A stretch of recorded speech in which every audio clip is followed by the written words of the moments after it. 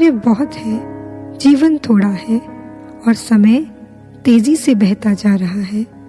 अतः चलते रहो, लक्ष्य पूर्ति के लिए प्रयत्न करते रहो। यही प्रकृति का नियम है। आप एक जगह स्थिर नहीं रह सकते, आगे बढ़ना ही जीवन है। चलता हुआ मनुष्य ही प्रभु को प्राप्त करता है, चलता मनुष्य ही फल चखता है। सूर्य हमेशा चलता है, कभी आलस नहीं करता, इसीलिए चलते रहो। परंतु केवल मात्र चलना नहीं, चलना कैसे है ये ज्ञान भी आवश्यक है। सूर्य, नक्षत्र इत्यादि चलते हैं, लेकिन मर्यादा में। इनकी चाल स्वतंत्र है पर स्वच्छंद नहीं। अगर ये अपनी मर्यादाओं से जरा भी विचलित हुए तो महाविनाश के कगार पर लाकर खड़ा कर देंगे। लेकिन आज मानव की चाल स्वच्छंद हो गई है। वो जीवन में चलता तो है, किंतु भूल गया है कहाँ चलना है, कैसे चलना है। अपनी ढेर से विचलित होकर जीवन की दौड़ में अंधाधुंध भाग रहा है। ऐसे ही एक बार एक सड़क पर बहुत सारी गाड़ियां दौड़ रही थी। एक बच्चा सड़क किनारे खड़ा होकर कब से उन्हें रोकने का प्रयास कर रहा था। जब कोई नहीं रुका तो उसने पत्थर उठाकर एक गाड़ी पर मार दिया। थोड़ी दूरी पर गाड़ी रुक गई।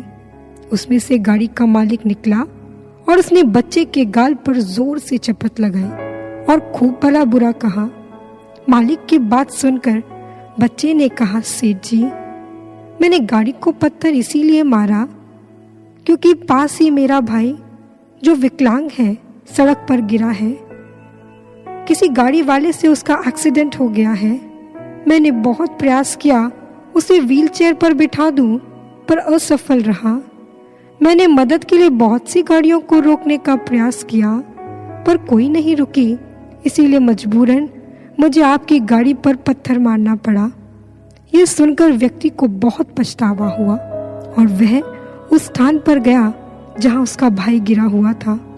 उसे व्हीलचेयर पर बिठाया और वापस अपनी गाड़ी के पास आकर उस स्थान को देखने लगा जहां पत्थर लगा था।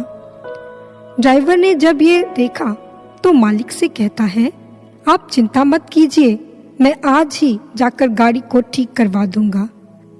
व्यक्ति ने कहा, नहीं, इस निशान को कभी मत हटाना ताकि मुझे हमेशा याद रहे कि इतना तेज मत दौड़ना कि आपको रोकने के लिए किसी को आप पर पत्थर मारना पड़े।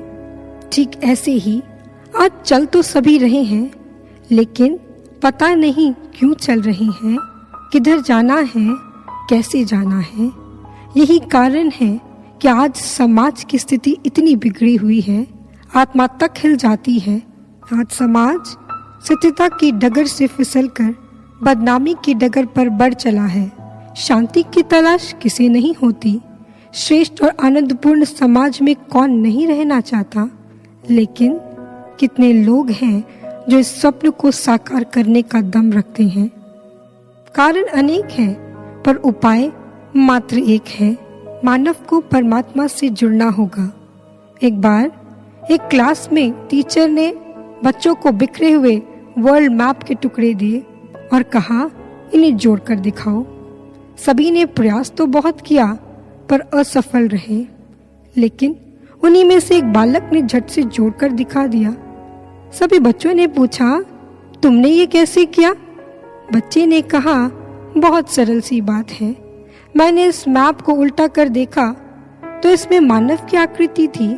मैंने मैप को छोड़ उस आकृति को जोड़ना शुरू कर दिया।